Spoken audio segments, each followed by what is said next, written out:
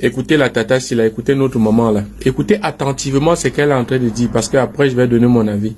Et puis vous allez laisser vos avis dans les commentaires. Écoutez bien. Après avoir mangé des caviars à la louche, vécu avec des stars, j'allais au resto du cœur,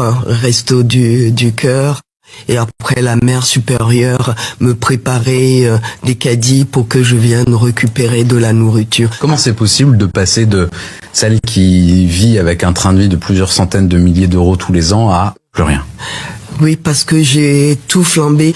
Je faisais des tours du monde et puis évidemment j'envoyais en Afrique parce que en Afrique on a une mentalité quand on devient grand, qu'on a de l'argent et qu'on gagne que les autres n'ont rien, il faut leur envoyer. Je ne pensais pas que ça allait arrêter. À moi j'étais lancée, je pensais que ça allait continuer et que la vie allait continue à me gâter, mais j'ai pris une bonne claque dans la gueule. J'ai pas mis de côté parce que vu mon enfance que on m'a pas appris à sauvegarder, à gérer l'argent et que mon agence non plus m'a pas appris et tout ça. Donc j'ai tout flambé, j'ai tout dépensé. Je menais la grande vie. Et... Très généreuse. Ah oui, voilà. Et puis 10 jours au lendemain, c'est moi qui suis dans la rue, quoi. Vous avez suivi l'histoire de notre maman. Hier, c'était une superstar. C'était maman à 2 avions. C'est une femme qui a géré des centaines de milliers d'euros. Des centaines de milliers d'euros. Aujourd'hui, c'est une SDF. La première erreur, c'est que dès qu'elle a commencé à gagner de l'argent, elle s'est mise à voyager, à vivre un train de vie de luxe, quoi.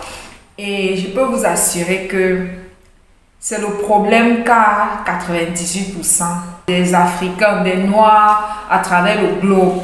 Quelle est la raison pour laquelle les autres peuples sont riches et pas nous les Noirs? Parce qu'on ne sait pas gérer l'argent. On ne sait même pas à quoi sert l'argent. Dès qu'on commence à toucher de l'argent, la première idée qui nous vient en tête, c'est que il faut tout faire pour paraître riche. On va commencer à acheter les sacs chers, les articles chers, les perruques chères, les montres de valeur. Parce qu'on a grandi dans un environnement de pauvreté, de suivi, de manque. La plupart des Africains ont ce problème de complexe d'infériorité dû au style de vie qu'on a eu dans notre enfance. Le fait qu'on a manqué un peu de tout, on a vécu dans un environnement qui n'était pas très... Voilà, qui n'avait pas haut standing, quoi. On ne le fait pas exprès, ce sont les blessures. Est-ce que vous comprenez? Et aussi parce que nous avons grandi dans un environnement où nos parents n'en savaient rien concernant les finances. C'est la raison pour laquelle eux-mêmes étaient pauvres. Donc, lorsque vous commencez à gagner de l'argent, ne le claquez pas. Créez des actifs, c'est-à-dire les activités qui vont vous générer plus d'argent. Donc, lorsque tu commences à gagner de l'argent, ne commence pas immédiatement à dépenser ton argent dans les passifs. Les passifs, c'est tout ce qui te fait perdre de l'argent. C'est tout ce qui ne te rapporte pas de l'argent. Ce sont les articles que dès lors que tu les achètes et que tu sors de la boutique, ils perdent de leur valeur. Si tu veux t'offrir un article et que tu ne peux pas te permettre cet article-là au moins 5 fois, genre, si tu ne peux pas l'acheter 5 fois, ne l'achète pas, sache que tu n'es pas encore prêt. Donc, la meilleure manière de gérer l'argent, c'est de créer les actifs et de laisser ces actifs-là produire de l'argent et d'utiliser l'argent de ces actifs pour se faire plaisir. L'argent est fait pour multiplier, pour produire plus d'argent. Voilà le rôle de l'argent dans votre vie.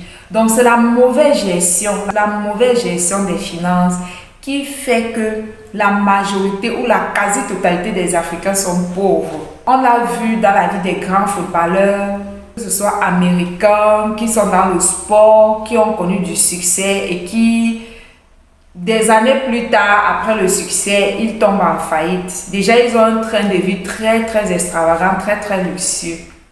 Donc, on l'a constaté dans la vie des stars africains, américains, de peau noire, le plus souvent. On ne sait pas gérer l'argent. On a un problème avec la gestion de nos finances, quoi. Donc, le secret, quand tu as l'argent, ne te fais pas directement plaisir. Il faut retarder la gratification pour plus tard. Elle a eu l'argent. Elle ne savait pas que dans la vie des êtres humains, il y a 2 saisons. La saison des vaches grasses et la saison des vaches maigres. Parce que quand tu commences à gagner de l'argent, il n'y a aucune garantie que tu vas continuer à gagner ce montant d'argent pendant longtemps, sur le long terme. Donc, ce qui va te mettre à l'abri du manque, d'accord, ce sont les investissements. Et si tu n'as aucune notion, si tu ne t'y connais pas, il y a des formations, il y a des livres sur les finances, comment investir, il y a des formateurs. Aujourd'hui, on vit dans une période extraordinaire. Il y a des coachs partout qui peuvent vous former sur les investissements, sur l'intelligence financière, comment gérer, comment devenir un très bon gestionnaire. Donc, le défaut de l'Africain, c'est que, étant donné que ce qu'on ne sait pas, on ne sait pas, nos grands frères ou nos grandes sœurs qui ont eu l'argent, avant que la connaissance ne soit libérée sur les réseaux sociaux, ils ont fait cette erreur-là.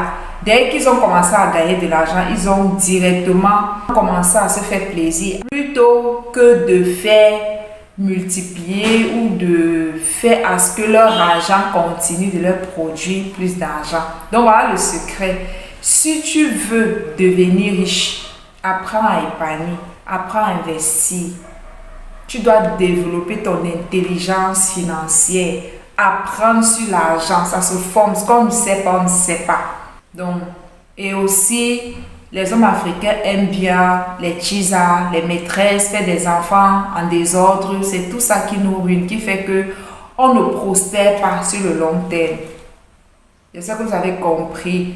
Et c'est très récurrent. C'est rare de voir une famille africaine actuellement qui est peut-être à la 2e ou à la 3e génération de richesse. C'est très rare. La plupart des Africains aujourd'hui, c'est les self-made qu'avaient fait leurs parents. Ils n'avaient rien. Les parents n'avaient rien. Ils n'ont rien laissé. Et même ceux qui se sont battus, ils ont laissé un héritage. Étant donné qu'ils n'ont pas appris à leurs enfants comment est-ce qu'on crée de la richesse, comment on multiplie de l'argent, comment épargner, comment faire des affaires, comment faire du business, comment s'enrichir, comment multiplier l'argent. Qu'est-ce qui se passe lorsqu'il laisse un héritage? Et surtout que la plupart des Africains avant étaient polygames. C'est chacun qui veut venir prendre l'immeuble tant. C'est l'autre qui veut venir prendre la société. Il y a tout un désordre et dilapide la société ou les sociétés que le père et la mère a laissées. Parce que bon, ils n'ont pas enseigné à leurs enfants comment on crée de la richesse, comment on se fait de l'argent. Ils n'ont pas montré le réseau. Ils n'ont pas montré leur réseau à leurs enfants. Ils sont morts avec leur connaissance, avec leur réseau, avec leur... Voilà quoi, avec toutes les compétences qu'ils avaient concernant l'argent. Parce que si un parent prend le temps d'éduquer ses enfants en ce qui concerne les finances, de telle sorte que pendant qu'il est encore en vie, l'enfant ou les enfants savent comment faire de l'argent. Je ne pense pas que si le père décède ou la mère décède ayant laissé des entreprises, on va chercher à dilapider. Pas du tout.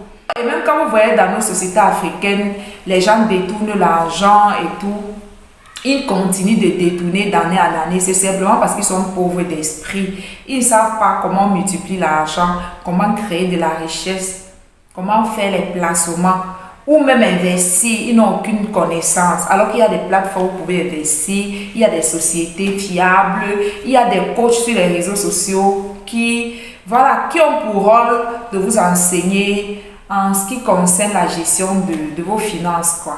Voilà nos défauts et j'espère qu'en écoutant cette vidéo, tu vas essayer de rectifier cela dans ta vie. Quand vous commencez à gagner de l'argent, réduisez au maximum vos dépenses. Faites de telle sorte que votre épargne, que l'argent que vous mettez de côté soit beaucoup que vos dépenses. Réduisez vos dépenses. Arrêtez un peu la mentalité de quand dirait-on et tout ça vient des blessures. C'est pourquoi je vous crie tout le temps ici que soignez vos blessures intérieures, les complexes d'infériorité, les peurs, la procrastination, le manque de connaissances que vous avez concernant les finances. D'accord? C'est pourquoi je vous parle tout le temps du développement, travailler sur vous, développer votre intelligence, développez-vous dans tous les aspects de votre vie. Ce qu'on ne sait pas, on ne sait pas. Est-ce que tu ne sais pas? Il y a des gens qui ont la connaissance. Rapproche-toi de ces personnes. Paye, d'accord? Il faut payer un prix. La connaissance n'est pas gratuite. Paye et on va te former. C'est aussi simple, c'est pas compliqué. Et quand vous êtes un parent qui a réussi, qui sait comment on gère l'argent, comment on crée de la richesse. Rassurez-vous qu'avant de mourir, vous puissiez le transmettre à vos enfants, aux membres de vos familles, pour que les gens ne cherchent pas à vous tuer le plus tôt possible pour s'accaparer de vos biens. Et aussi pour que la manière dont vous avez souffert pour bâtir vos entreprises, vos business, qu'on ne les dilapide pas après votre départ, après votre décès. Lorsque vous avez une connaissance, qu'importe le domaine, faites tout pour transmettre la connaissance. Mettez cette connaissance-là dans les livres. Enseignez-le à vos enfants. L'argent là, c'est le nerf de la guerre. Quand tu sais comment on fait de l'argent, enseigne-le à tes enfants et rassure-toi qu'ils ont compris la leçon, qu'ils ont déjà commencé à gagner eux-mêmes leur propre argent. Ainsi, le jour où tu vas mourir, on va pas détruire ton héritage. Ils vont plutôt entretenir et faire prospérer cela de plus en plus. Et les Européens l'ont bien compris. C'est pourquoi parfois vous verrez des familles fortunées qui sont déjà à la deuxième, à la troisième génération de richesse. Parce qu'ils l'ont compris, quoi. On continue, je veux bien continuer de l'écouter et de vous enseigner avec ses erreurs. On utilise ses erreurs pour vous enseigner. Évidemment, j'envoyais en Afrique parce que en Afrique, on a une mentalité quand on devient grand, qu'on a de l'argent et qu'on gagne, que les autres n'ont rien, il faut leur envoyer. Et cette mentalité-là, c'est ce qui retarde la plupart des gens. C'est que dès que tu commences à gagner de l'argent, dès que quelqu'un commence à gagner de l'argent, sa première intention, c'est de vouloir aider tout le monde. C'est une erreur. Déjà, quand vous commencez à gagner de l'argent, cachez. Ne dévoilez pas, ne vous exposez pas. Cachez-vous jusqu'à ce que vous ayez une épargne solide. Moi, personnellement, j'ai grandi à Douala dans une famille d'accueil, d'accord? Et mon tuteur avait réussi financièrement, il avait beaucoup d'argent. Et à l'époque, étant donné qu'on avait encore cette mentalité, la mentalité c'était que dès lors qu'un membre de la famille s'en sort, il est obligé, c'était comme un devoir, c'était très normal de faire venir les oncles, les tantes, les cousins, les neveux chez toi, essayer d'aider tout le monde, essayer de souvenir et de soutenir tout le monde. Et pour finir, on a grandi dans notre quartier, mon tuteur, il n'a pas pu construire d'autres maisons dans la ville de Douala. Je ne sais même pas s'il a pu m'acheter des terrains. Et à l'époque, là, les terrains coûtaient moins cher. Parce qu'il avait cette mentalité. Parfois, on se retrouvait chez nous à 20, 18 personnes. Il fallait nourrir tous ces gens. L'argent de beignets, ceux qui allaient à l'école, ceux à qui il fallait payer les formations de tout genre et tout ça. Donc, pour finir, il n'a pas pu payer d'autres terrains, construire même les maisons pour mettre en location, déjà pour sécuriser sa retraite et celle de ses enfants. Il n'a pas pu faire ça. Il n'a que eu la maison familiale qu'on avait. Vous voyez, non? Et c'est un très grand défaut en Afrique. C'est une mentalité qu'il faut détruire. Tu es venu sur terre pour toi d'abord. Les personnes pour lesquelles tu as une obligation de t'en occuper, ce sont tes propres enfants.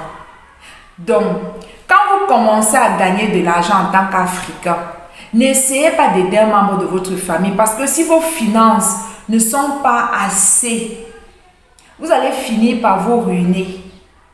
Par conséquent, vous n'aurez pas vraiment aidé ni les membres de vos familles, ni vous-même. Parce que ça sert à quoi d'aider quelqu'un avec l'argent du manger? Honnêtement, ça ne veut pas dire que si quelqu'un a un petit problème, on ne devrait pas l'aider. Non, mais ça ne devrait pas être une... vous pouvez aider à distance. Normalement, au fait, quand on commence à gagner de l'argent, rassurez-vous d'investir, de fructifier cet argent, de multiplier vos actifs. Une fois que vos revenus sont conséquents, de telle sorte que vous pouvez aussi aider les membres de vos familles. Et n'allez pas aider tout le monde. Regardez dans la famille et demandez aux membres de la famille, ok, cherchez une personne, je veux peut-être financer son projet. Voilà.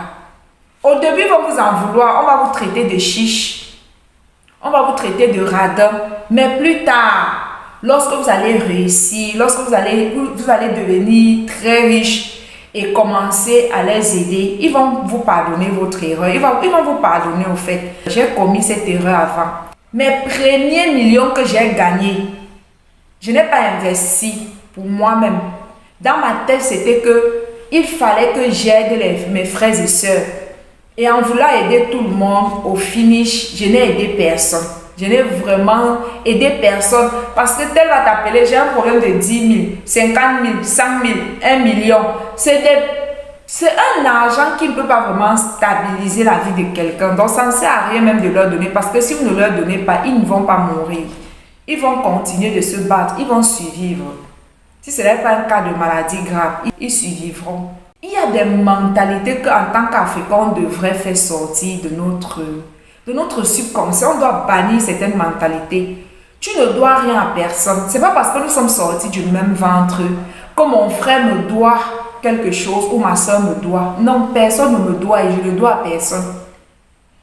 La seule responsabilité que j'ai, c'est la responsabilité de prendre soin de mes propres enfants que j'ai ramenés dans ce monde. En dehors de mes enfants, tant que mes finances ne me permettent pas d'aider, je n'aide pas. C'est mieux même de jouer à celui ou à celle qui n'a pas grand-chose pour qu'on te laisse tranquille.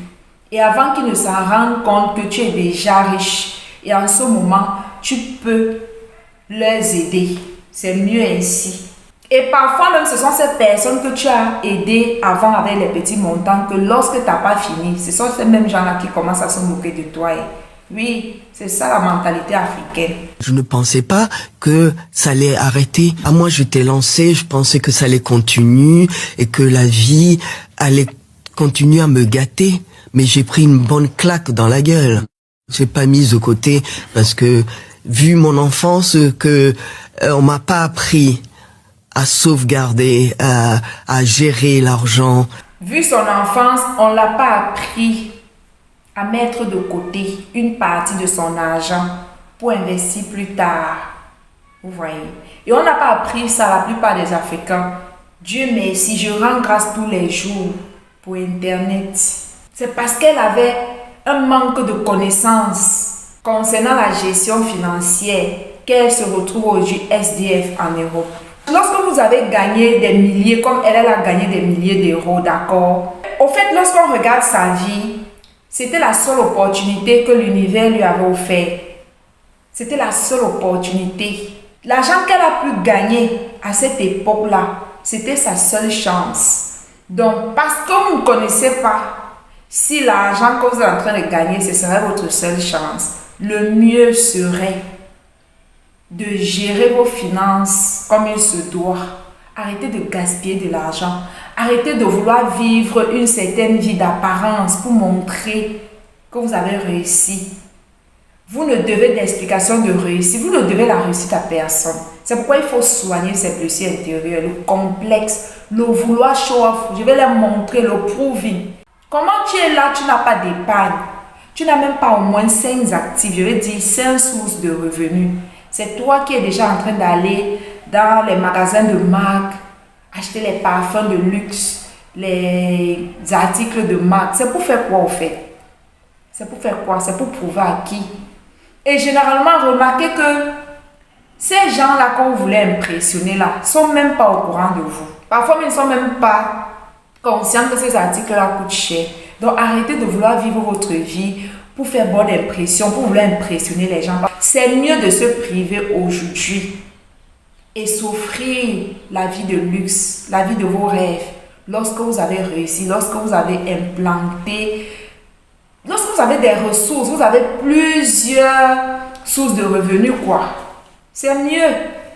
Et je peux vous assurer une chose, c'est que lorsqu'on sait gérer les finances, lorsqu'on s'est formé, on a lu des livres, on a appris à gérer son argent, à savoir faire des placements, des investissements, je vous assure que même si vous arrivez de perdre cet argent-là, vous aurez encore de l'intelligence pour recréer de la richesse. C'est pourquoi, chers Africains, formez-vous.